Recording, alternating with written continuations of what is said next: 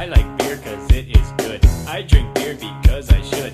If there was a song to sing, I sing it and beer you bring. I drink beer when I am sad, cause the beer it makes me glad. Now there's nothing left to say, so let's go drink beer. Beer is good! Beer is good! Beer is good! And stop! Beer is good! Beer is good! Beer is good! Let's go drink some beer!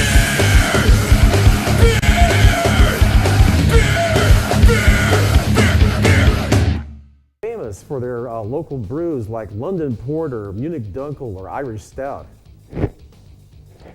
Well, that's great. What beers are we going to try tonight? Well, no problem there, Dean. We got some beers here to try. Tonight's show is all about the most ubiquitous of beer in America today, American Pale Ale. On the table, I have several examples of American Pale Ale. Here we have 3 local beers that historically are an American adaptation of English Pale Ale.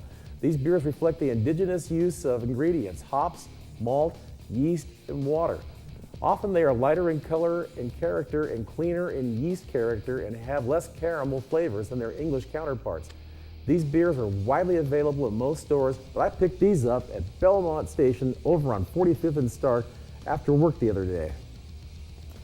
Well, that's great. What am I agreeing with here?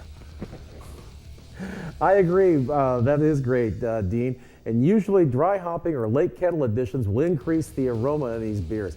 It's got some citrusy hop character, low to moderate maltiness that supports the hops, and small amounts of specialty malt characters like bready, toasty, or biscuity type aromas. Some fruity esters are going to be present, and there shouldn't be any diacetyl or butterscotch aromas apparent either. Dry hopping, if it is used, might add some grassy notes, although this character is not that noticeable. So what do you think, Dean? Let's open these up and try out the flavor and aroma and character and see how these work. Okay. We're starting out with the Blue Heron from Bridgeport. Take your typical taster. Thank you. Now first, of course, we'll want to check what kind of aromas you get from the top of the beer, which is called your nose. Yes. Yeah, you can definitely tell hops in there.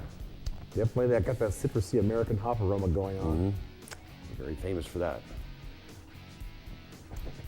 It definitely is a clean malt character which supports the hop presentation here. It also shows a little bit of specialty malt character, you know, kind of caramelly sweet in the finish.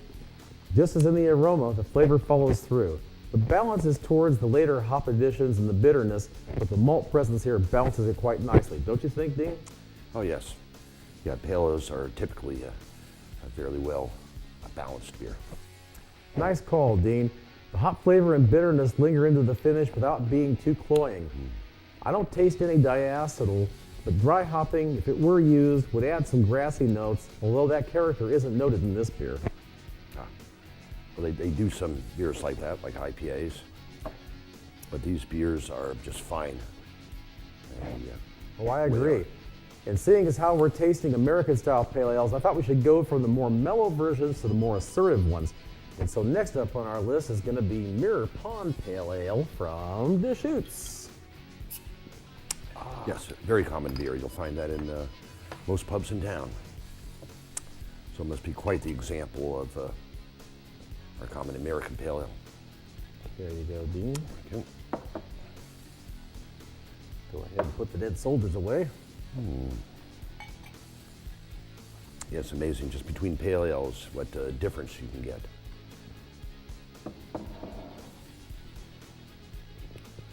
Yes, we look at the color. Yep. There you see them, the Mirror Pond Ale deal. What do you think about it, Dean? Great carbonation. Nice color. I would say it's too dark. Somewhat golden, amber. Yeah, it's a little bit darker than the Blue Heron, but not too much. A little more striking of a hop character. Yeah, it's got a nice amber color with light off-white head and good beating of bubbles in the glass. But I see what you mean, Dean. The caramel aromas and flavors blend nicely with the citrusy hop character that balances well with the malt character. Yep, that's how I think it is. It's a very full beer.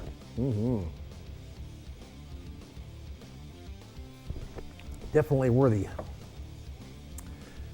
That pretty well sums it up, Dean. Shall we go to our third and final calibration beer of the night before we get into making these kinds of beers? Yes, I think that would be good. Well, here we have Full Sail Pale Ale from Full Sail. You have another wonderful local beer. You will find most every brewery will make a pale ale, kind of like a standard. We can always judge a brewery's best efforts by how they make a pale ale. Yeah. Oh, very nice. See, I'm finding the third beer with a third different nose. It actually comes through quite a bit differently. Well, I'm feeling a bit peckish, but the good folks out in the audience need to stay tuned for the segment after we show them how these beers are brewed. First, we're going to talk about brewing beer. Now, last but certainly not least, we have Full Sail Pale Ale. About the same color as the last beer, maybe just a touch darker. Got a great foam standing color, excellent aroma. Yeah, I'll tell you what, this is definitely a ringer beer, you know, Dean?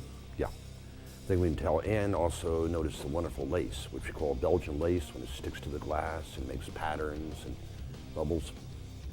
A very nice aspect in beer. Well, a lot of people would think I'd slip you a sleeper here, Dean. Now, most other times you'd be right.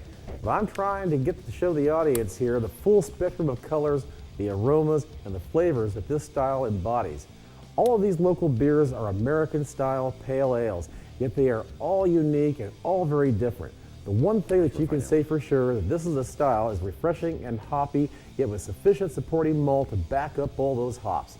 What differentiates these brands are the grains that add malt flavor, the richness, and some caramel-like sweetness and toasty or bready notes from the malts that are often used with late hop additions to match those characteristics. Well, you know, it's a real art of a brewer for each brewer to make his own particular signature pale ale.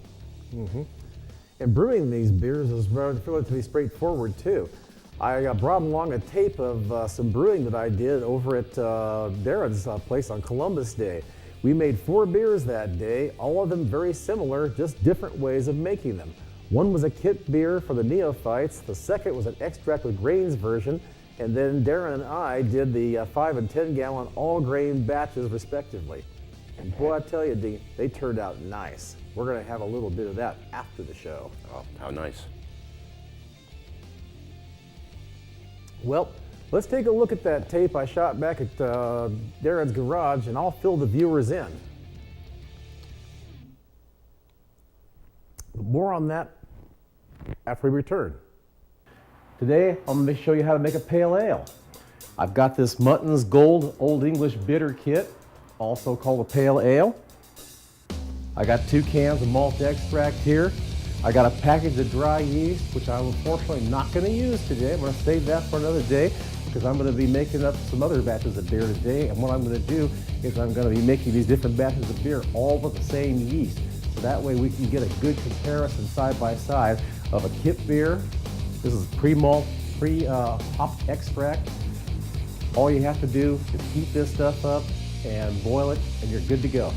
I got 5 gallons of hot water here. As you can see by the steam, it's quite hot. And I'm going to open those 2 cans of malt extract, and I'm going to pour that malt extract in and get it all mixed up.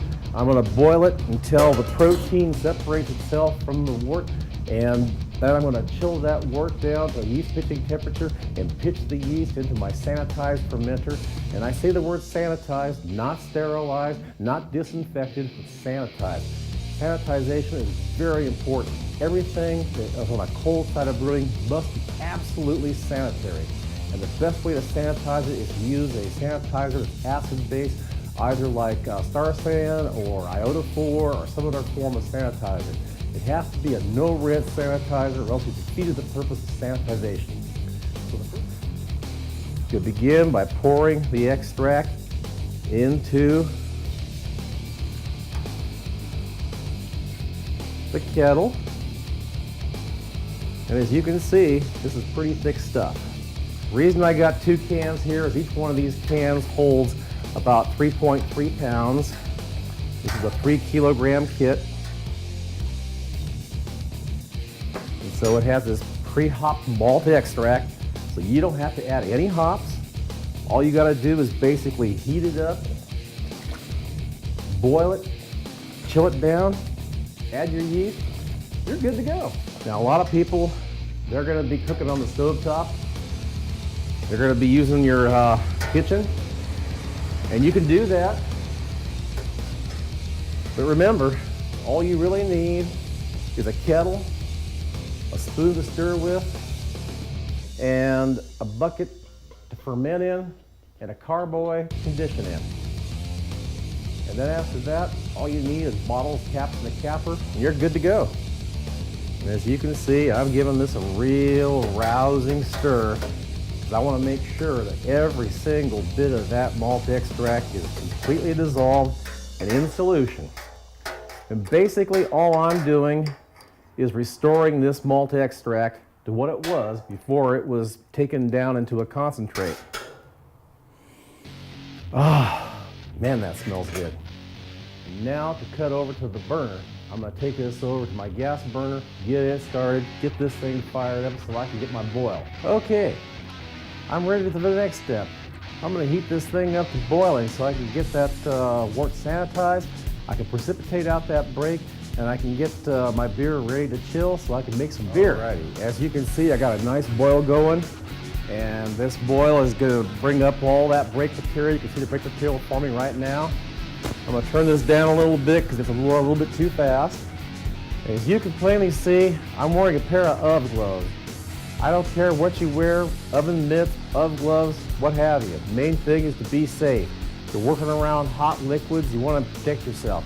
So always wear protective clothing whenever you're brewing. Now I'm going to sanitize my wort chiller. Going to sanitize that copper tube, so that way when I run cold water through that, I'm going to get this wort chilled right on down to yeast pitching temperature, and then I'm going to make myself a batch of beer.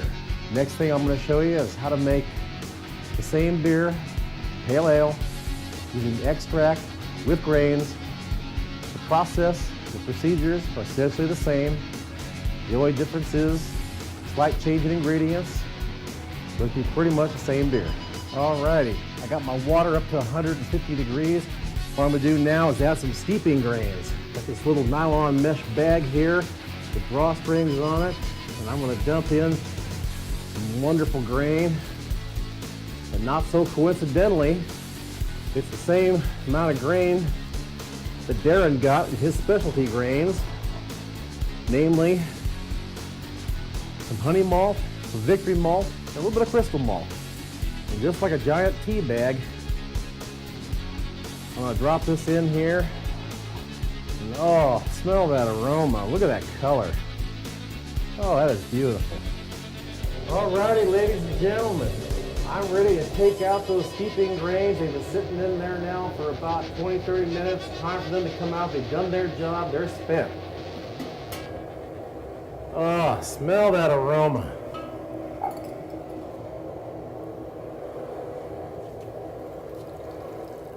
Oh, look at that beautiful color.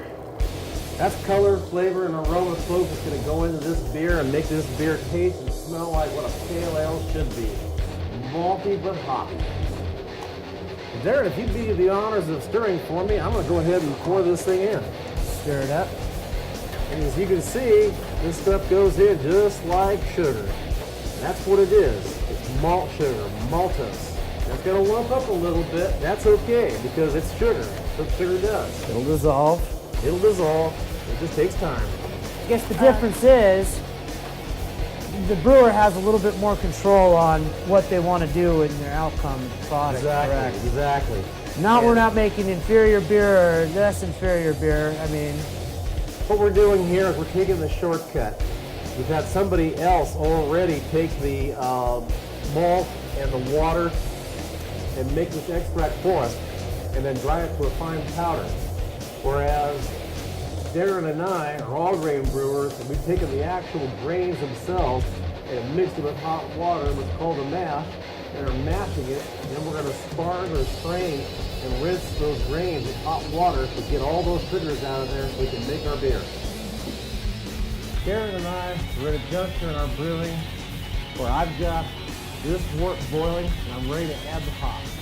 I've got 1.5 ounces of Golding hops here, and I got 1.5 ounces of Willamette hops.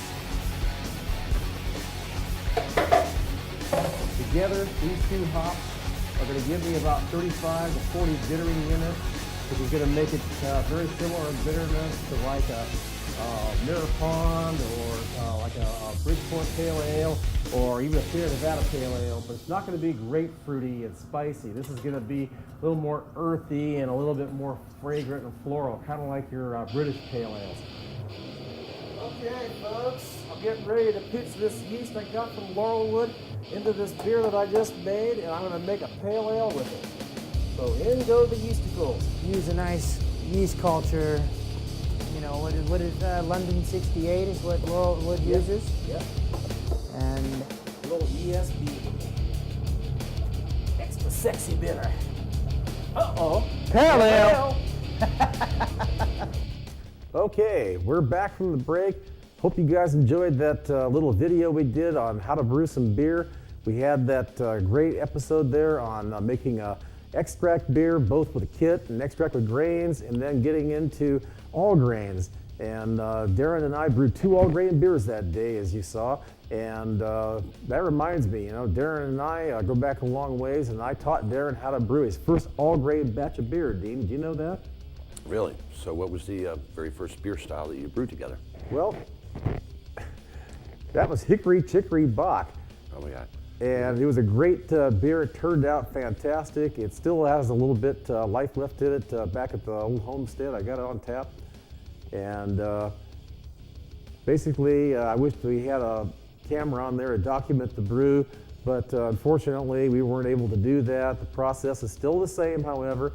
In the following segment, we'll show viewers that brewing with all grains isn't much more involved than brewing with extracts. It's a lot like making a cake from scratch versus one made from a box. Both will make similar end products, but the scratch version will allow you more control over the finished product. Really? So, so what difference does that really make? Well, it's all about control, Dean. And actually, all those things and more. Not only do you have to have control over the appearance, the aroma, and the flavor, but you also have control over the fermentation. So how is the fermentation completed? Well, fermentation is completed by controlling the temperature. You control the mash temperature, and when you control that, you control the mix of sugars, the unfermentable dextrins in the mash. I have some more clips of brewing with grains I'd like to share with our viewers. All right, everybody out there in TV land, welcome to my garage. We're doing some brewing here with Michael Brown, having a good time. We're doing a demonstration of an all-grain batch of brewing. I'm brewing a 5-gallon, and Mike will be doing a 10-gallon batch. I got my strike water set up to about 170 degrees. I'm shooting for a mash temperature around 155, 154, 155, 156, somewhere around that range. And I'll be adding about how many pounds of grain? 9 and an 8. 9 and 1/8 pounds of grain into this mash pot. So, even better, I have a Michael here with his power tools to stir and make sure I have a nice, equally distributed grain bed there.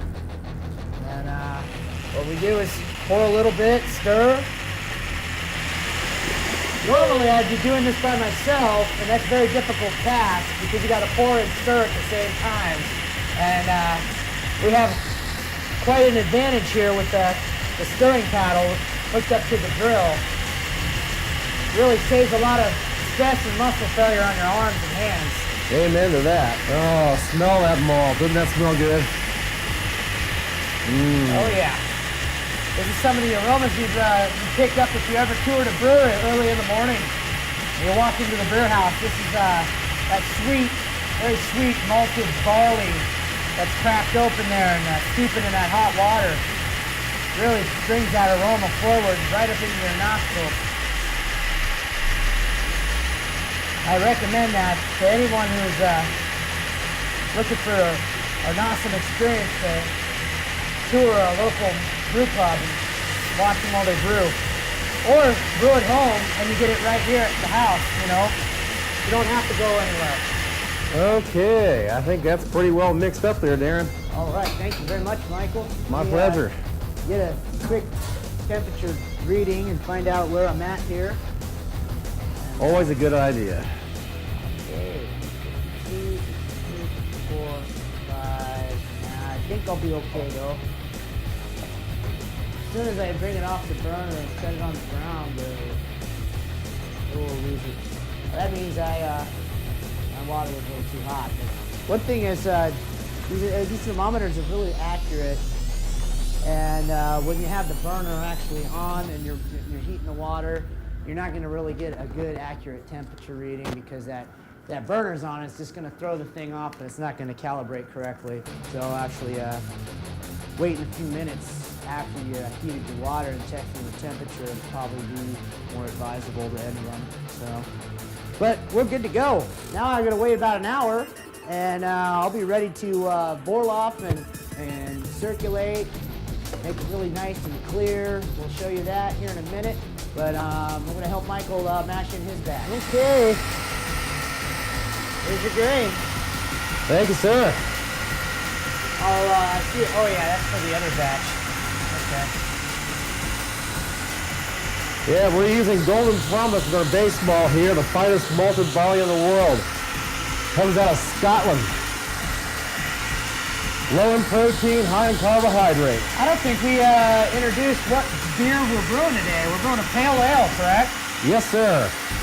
And well, I'll let you stop drilling and we'll go over the characteristics of this beer. And that, ladies and gentlemen, is that.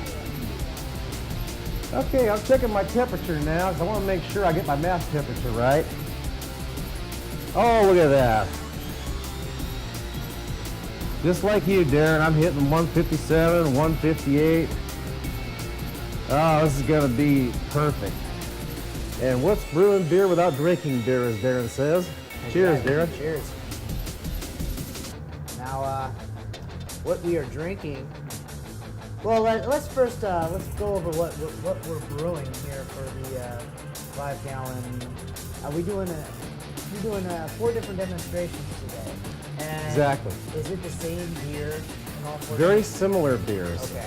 I chose the English bitter kit from Mutton's Gold line because it's pretty similar to a pale ale. The British call anything that they get on draft in their pubs a bitter, and they call anything that they get in a bottle a pale ale. Well, this is going to be a pale ale regardless of what you call it by any other name. It tastes just as good. And so the beer we're doing all grain demonstrations of is pale ale as well. And as I was saying, as we were mashing in, I've had about 9 pounds of grain, 9/8 pounds of grain in mine. You're probably doubling your grain bill for the 10-gallon batch. Exactly. And what exact grains are we using? We're using a Scottish malt, you said? Yeah, we're using Golden Promise, excellent base malt. We're using honey malt for some really intense malt flavors, some victory malt for some nice toasted aromas and flavors, and just a touch of crystal malt to give that little hint of sweetness. Okay. And then we'll go on and talk about the hop additions when we get to that point in brewing. Okay, so you know what? I'm on to my next stage in the brewing process for an all-grain batch of beer, a 5-gallon all-grain batch of beer, and I'm doing what they call a Borloff, and it's the exact same thing that professional brewers do to circulate and basically take from the top of your grain bed and run that wort through the grain bed entirely to clarify the wort and make it look nice and clean, get rid of all the cloudy little adjuncts that float around in your grain. And basically I'm creating the grain bed for my sparge right now. Yep. And I'll do this about 10 times to get it nice and clear. I pour it off into a bucket, and then I pour it back on top of the grain bed, using a technique that helps it trickle and not just dropping a big old load of liquid right in the center and gouging a big hole in the grain bed. We don't want that because that can cause a stuck mash, and that was just a big hassle. So this is a manual technique. You'll see Michael's set up here in a minute when he gets going on his, but this is what I do. And I'll just do this. This is my second run. do it 8 more times and I'll call it good. I got a slightly different arrangement here than what you see Darren working with.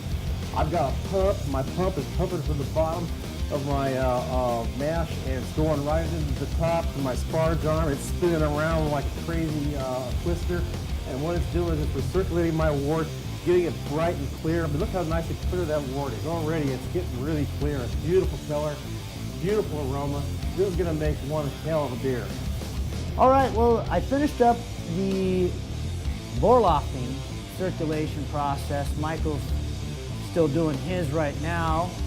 He's got a minute or so left. I set up my sparge station, or my sparge arm, and my sparging technique and apparatus is all set up through a CO2 system through a corny keg. I'm pushing my hot sparge water, which I heated to about 180 degrees, or about 170, 180 in that frame. And I'm pushing it through up into a line through the sparge arm, and I'm rinsing the grain, getting extra sugar out of there and all that goodness, because that's what we want. That's that residual sugar for our fermentation. It's the main purpose behind brewing all grain right there. It's getting all your sugar and all that flavor and color and aroma.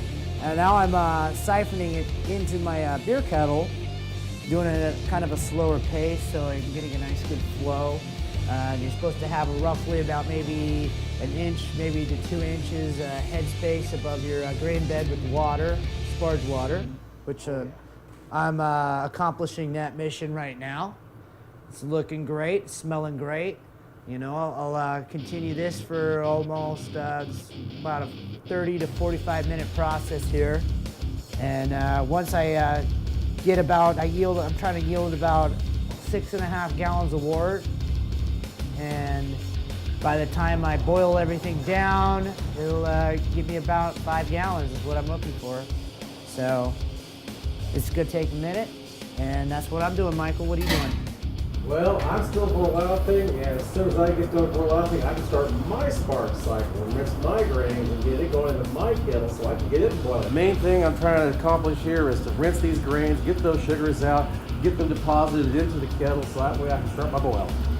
All right, Michael, this is what it's all about. This is what homebrewers do best, and that's boil that wort, make a nice boil. We're breaking protein in there. I'm scooping that protein off, putting it in a little bucket here because I don't want to boil over. I got my hose here for my sidearm, just in case it gets too crazy for me. And the hops we're using tonight are Willamette and Golding hops. They're pretty much standard British style hops because basically pale ale started off as British style beers, and they still make pretty damn fine pale ales. I'm going to go ahead and call it good, add my hops, because I'm boiling twice as much, I got to use twice as much hops. So instead of 1.5 ounces of Willamette and 1.5 ounces of Goldings, I got to put in 3 ounces of Goldings and 3 ounces of Willamette to get the same bittering in 10 gallons as you do in 5. All grain brewing, but I had some help from my friend Darren. We each brewed a batch of beer, so it only took as long as the longest beer to brew, including cleanup afterwards. I seem to remember it was like 7.5 hours altogether. Oh, so it was, in that many hours you must have had a lot of work to do, and how did you keep everything clean? Well, cleanliness is the most important thing. Absolutely. Cleaning and cleanliness are just the beginning, and proper sanitization practices are by far the most important aspect of brewing today. Up till now, we've been on the hot side of brewing, so there's no real need for sanitization worries until we begin chilling the now bittered wort. Huh. Well, that's great. And then where do we go from there? Well, like you, Dean, I feel that it's of paramount importance to bring down the temperature of the hot bittered wort as quickly as is practical. This decreases the chance of infection and helps lower the possibility of off flavors like DMS or dimethyl sulfide, which to some smells like creamed corn or cooked cabbage. But sometimes you actually get some of those flavors in a beer. Agreed, and I don't mind cooked corn or cooked cabbage as long as it's cooked corn or cooked cabbage. While those flavors are nice in and of themselves, they also make beer taste bad and greatly reduce the lifespan and quality of the beer. You ever taste beer that has a buttery or butterscotch flavor, Dean? Actually, it's quite common. Exactly, and it's altogether too common, and that's caused by fermentation problems. Well, Dean, I wish I had more time this time around, but I think an off-flavor workshop is definitely a show the viewers will just have to stay tuned for in another episode. Now we'll show our viewers how to take that hop bitter wort and help turn it into our favorite adult beverage, beer. But to recap the major characteristics of American Pale Ale, let me break it down by sections. The aroma. Well, usually American Pale Ales have a moderate to strong hop aroma from dry hopping or late kettle additions of American hop varieties. A citrusy hop character is very common, but not required. Low to moderate maltiness supports the hop presentation and may optionally show small amounts of specialty malt character, like bready, toasty, or biscuity kind of flavors. Fruity esters vary from moderate to none from yeast character. No diacetyl or butterscotch aromas should be noticed. Dry hopping, if used, may add grassy notes, although this character should not be excessive. The appearance of a pale ale are golden to amber, sometimes even deep amber. Moderately large white to off-white head with good retention. Generally, they are quite clear, although dry hop versions may be slightly hazy. The flavor is usually of an American Pale Ale is moderate to high hop flavor, often showing a citrusy American hop standard character, although other hop varieties may be used. Low to moderately high clean malt character supports the hop presentation and may optionally show small amounts of specialty malt character, like the bready, toasty, and biscuity flavors we talked about earlier. The balance is typically towards the late hops and bitterness, but the malt presence can be substantial. Caramel flavors from the malts are usually restrained or absent. Fruity esters from the yeast fermentation can be moderate to none at all. Moderate to high hop bitterness is the hallmark of American Pale Ales. With a medium to dry finish, hop flavor and bitterness often lingers into the finish. No diacetyl or butterscotch flavors should be noticed. Dry hopping, if used, may add some grassy notes, although this character should not be excessive. The mouthfeel is medium to light with a medium body and should be present typically. Carbonation is moderate to high. Overall, there is a smooth finish without astringency often associated with high hopping rates. Overall, this is a refreshing and hoppy beer, yet with sufficient supporting malt. There is some overlap in color between American Pale Ale and American Amber Ale. The American Pale Ale will generally be drier, have a less caramelly malt profile, less body, and often have more finishing hops.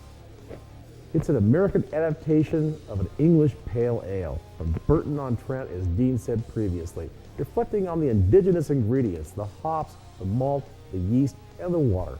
Often lighter in color, cleaner in fermentation byproducts, and having less caramel flavors than their English counterparts. And that brings us to our next segment, food.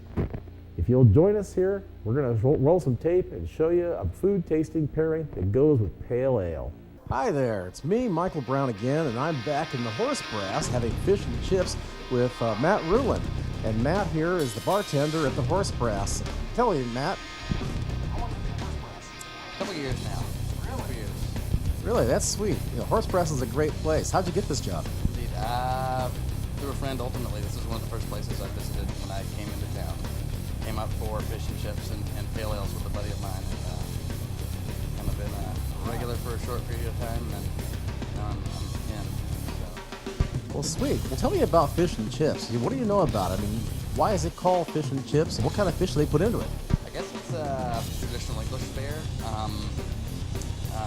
Fish and chips. Chips, I guess, is misleading because it's they would be crisps, I guess, if they were regular chips in England.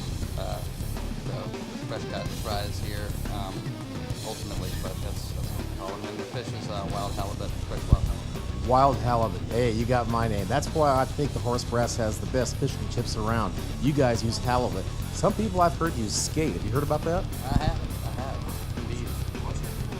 I'm not as into it as I am the halibut. Amen to that. Well, hey, Matt, what kind of beer am I having today with this fish and chips? Fuller's London Pride. We've had trouble getting this in for a while. It finally came around. We've been trying for a good while, and it made it in. It's an English pale, nice, solid malt characteristic. I guess is one that stands up and above most of the English beers that I see come through that happen here. So Well, I have to agree with that, Matt. I've had Fuller's London Pride when I was in London, and I can tell you this, it's probably the best pale ale in the whole country. I really enjoy it, and when I saw you had it here, I had to have that with traditional fish and chips, because what else makes you feel like you're in London than sitting in the Horse Brass pub having fish and chips with a real British pale ale? Yes, indeed. Well, thanks for having me on the show. I really appreciate having you here. Thank you. Very welcome. Give my best regards to Don and let him know that I really enjoyed working with you guys. You guys did a bang-up job, and I'll be looking forward to seeing you guys on TV. And I'll have some DVDs for you, too, so you have a DVD of the show. Fantastic. Thanks, Michael. Appreciate it. Thank you. I'm back here with my friend Sam Beagle, and we're basically going to be talking about fish and chips and beer, especially talking about the beer. We were drinking the London's Fuller Pride that Matt Rowland so kindly poured for us, and eating these wonderful fish and chips that he so awesomely prepared. And I mean, I tell you what, that halibut goes really well with the pale ale. That pale ale cuts through the oils that are on the crust of that fish and just releases all those wonderful flavors and aromas of the fish and make those nice salty chips taste even better. Absolutely. That was awesome fish and awesome chips. I have to agree with you on that one there, Sam. So tell me, Sam, what do you think of this Fuller's London Pride Pale Ale? It's very good. I'm not, for the most part, I'm not a much of a pale ale drinker or a beer drinker at all, for that matter. But this is a very, very nice beer. Well, I do appreciate you appreciating the beer, Sam. I know Sam's not that big on beer, but he's learning, and that's why I brought him in here with me today. Is I wanted to show people who are unfamiliar with these beers how these beers taste, how they smell, how they look, and how they should be enjoyed, especially with food. And I gotta tell you, this is one heck of a fine fish fillet. No bone. That's what makes it a fillet. I love that. All day or too often I've gone to get a fish fillet. I found bones in it. That's not a fillet. No bones. And no bones about it, Sam. That is one nice, light, delicate halibut fillet. Oh, absolutely. Absolutely. This fish just melts in your mouth. And the thing I like is the chips are nice and crispy, crunchy. All there too often you get, French fries, as we call them here in this country, soggy, or they're gnarly, or they're nasty, or they're like some fast food restaurants, where they're just super greasy and super salty, and that's about it. This one actually has some texture and some flavor. It tastes like real potatoes, don't you think? Oh, absolutely, absolutely. These are probably some of the best chips I think I've had anywhere in this town. And the word on chips is this. Over in England, they call them chips. What we call chips, they call crisps. Yes, the British have a different language than we do. My first introduction to the British pub life was going to the Ram pub in London, where the sign said, "English spoken here, American also understood." I found out what that meant after a couple of days. Then I began to realize they don't speak English. They speak English. We speak American. A little bit different language, a little bit different accent, but at least we understand each other for the most part. That's the main thing. And the one thing we all understand is good beer and good food go together. And all I gotta say out there to you people is try some fish and chips. Go to the Horse Brass, go to your favorite pub, order a pale ale, order some fish and chips, and really enjoy what you're eating and enjoy what you're drinking and marvel at how those flavors all work together. Yeah. I love Sam. He's a great co-host. He really helps out. Okay, until then, next time I'll check you on Beer TV. And remember, Beer TV next time is going to be all about the food and the beer. And you know what we're going to be doing? Holiday ales and holiday food. So see you next time on Beer TV, Brewing with Style. Thank you. Thank you and good night. Hey, and welcome back to the show again. I'm glad you enjoyed that segment we just did on beer and food pairings. And now we're going to talk about my favorite thing of all, cheese. Yes, cheese is good, as is chocolate and some munchies. So cheese really goes well with ales, beer? Oh, it sure does, Dean. But I'm going to have to leave that for another show, as I'm afraid we're out of time for tonight's show. Thanks again for being here with me on Beer TV Brewing with Style. Sure. Next on Beer TV, we'll be brewing up some batches of holiday beer. With the coming of the holiday season, I'm going to brew up a batch of pumpkin ale. And then we'll have 3 different commercial calibration beers to discuss with my next co-host, Darren Moriarty from Drinking with Darren. After that, Darren and I will be pairing up one of those beers with some really festive holiday eats and treats. Until then, brew strong. Beer is good, beer is good, beer is good. And stop, beer is good, beer is good, beer is good. Let's go drink some beer.